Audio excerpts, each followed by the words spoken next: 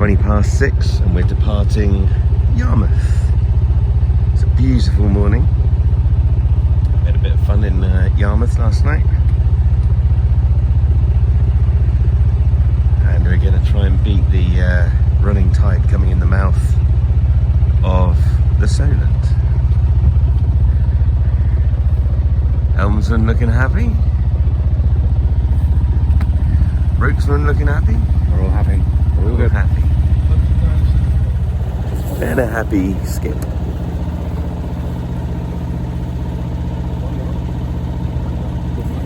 Bye Yarmouth. The reason for our early departure was that by 20 to 8 there'd be a 2-knot tide running up the Solent past Yarmouth. As you can see from this Google Earth image, the mouth of the Solent narrows dramatically, so the tide through there would be even stronger. If we had any chance of getting out of the Solent before about midday when the tide swung round again, we had to leave early. Unfortunately, the track that I recorded on Navionics stopped halfway across the bay for reasons that will become obvious later.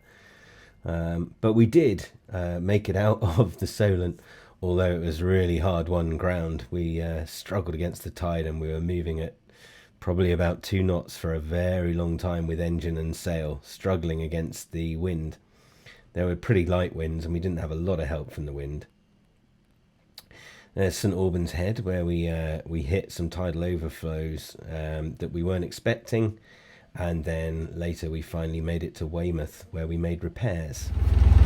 There is Hurst Castle Spit. We're trying to make it out of the Solent. We got up at 6 this morning to try to beat the incoming tide. We were cutting it fine, getting up even at 6 because we're only making 2 knots through the water. There's a strong tide ripping already. But it was either that or we stay here till midday. It's a beautiful morning. Really rather lovely.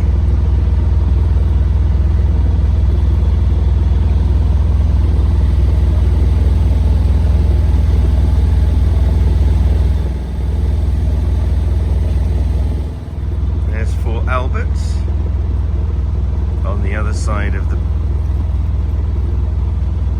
channel from Hurst Spit. The reason my Navionics app stopped is because I was busy trying to take photographs of the disaster that I'd found up the front of the boat. I was sat up there taking in the sun and the sky and enjoying the calm sailing that we found after we'd escaped the tidal flow of the Solent. And I was doing a basic rigging check and found this at the bottom of the forestay. And I panicked. I was like, oh my gosh, look at this. So that is the bottom of the forestay. The green thing you can see there is what's kind of a chain plate that's tied in really well down below. And the U-shaped metal flange has obviously come apart, and the pin that holds the forestay on basically has pulled out of one side of it, and the split pin that's supposed to prevent that pin from pulling out has sheared and snapped and long gone. And we're in a pretty precarious situation. So unfortunately, I failed to video much of what happened after this, but we've got another inner forestay that I managed to attach at the front, and we took as much weight as I can on the mast off that. And I rang a rigging chap in Weymouth who said he wasn't doing anything because it was the weekend. So I was kind of on my own really, and hoping that I could make repairs in Weymouth. Luckily I've got a friend called Chris who lives in Weymouth who managed to run and get some provisions and some tools to help us fix this when we got in later. But first we had a surprise waiting. Not the sort of surprise you want to find when you've got a dodgy forestay. So this is St Alban's Head, which is a tidal race that we really didn't know about. Looked at the charts the day before, but I obviously hadn't looked at them close enough. We've been more worried about getting out of the Solent than the tide, but there are clearly overfalls marked on the chart, so note to self, look closer. But this was pretty bad. We were hardly moving through it, and the waves, obviously the camera flattens them, they looked much bigger at the time. Just passing Durdle Door now. We had some fun around the headland back there, where the water was boiling, and we had some quite big waves, almost breakers. So we're about an hour from Weymouth now. The wind hasn't really filled in at all today. We've got a little bit in the main now. Now you've got a little bit of the wind in the main. I need to let it out a bit. And maybe roll some chip out. Coming into Weymouth, and there's a ton of, well, four very big cruise ships just anchored up. I suppose biding time till they can get back to business. That one's massive, and it's got a glass dome on top of it. Yeah, a little water park up the top there. Fantastic. Here's one from Norwegian Cruises. Very impressive things, aren't they? Water slide up the top, look. Norwegian Bliss. You can see there's another two down there.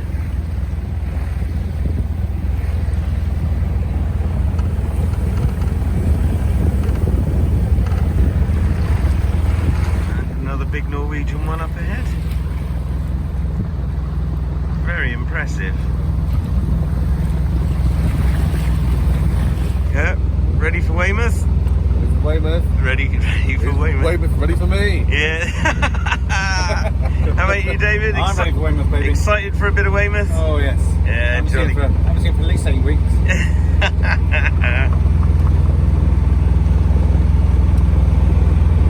Here we are, approaching Weymouth Harbour.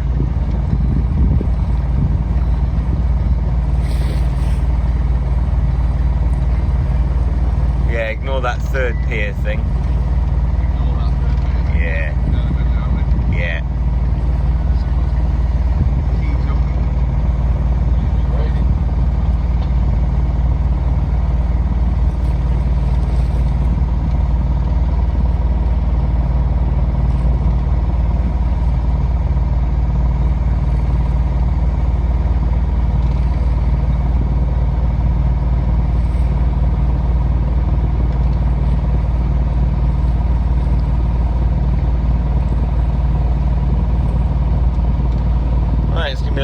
Off and jumping around again, I think.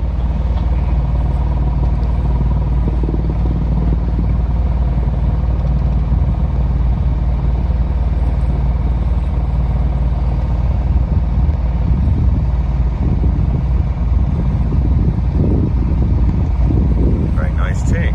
So while I was doing a bit of a rigging check this morning, I noticed a bit of an issue.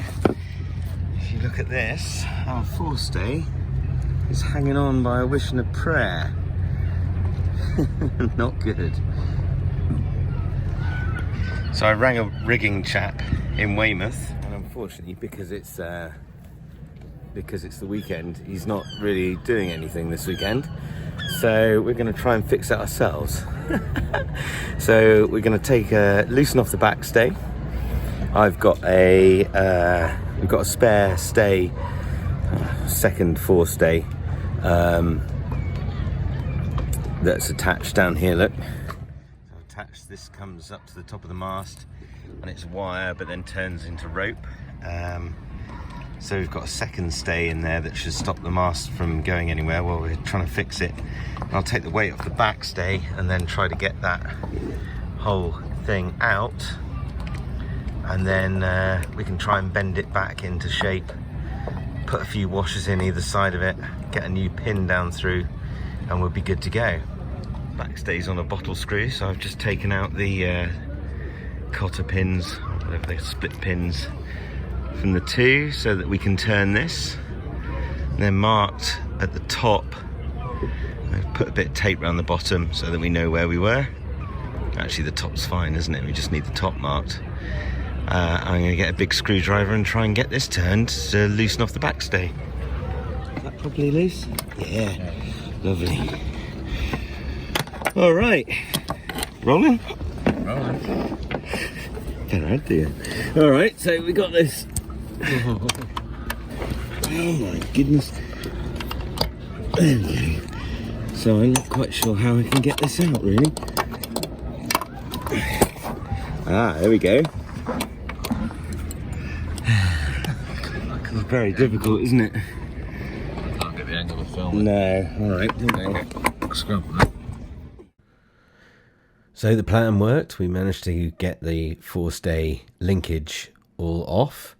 And Chris, who's the gentleman you can see second from the left in this photo, came round with a pair of really good sized mole grips and we bent it all back in place, and with some split pins that Chris had bought from somewhere in Weymouth that day, I think maybe Halfords, but they were nice stainless ones. We managed to get everything back together, and then Chris invited us to his boat for rather large quantities of both cider and curry, and a great night was had. As you can see, there's lots of smiles and laughter. So all's well that ends well, and what could have been I just thank my lucky stars really that we spotted that before we hit the St Albans overfalls, because could have been a very different day and a very different trip in total really if we hadn't. Anyway, thanks for watching. If you've made it this far, that's incredible. I appreciate your efforts. And if you have, please, click the like and subscribe buttons and all of that stuff. Thank you. And see you next time.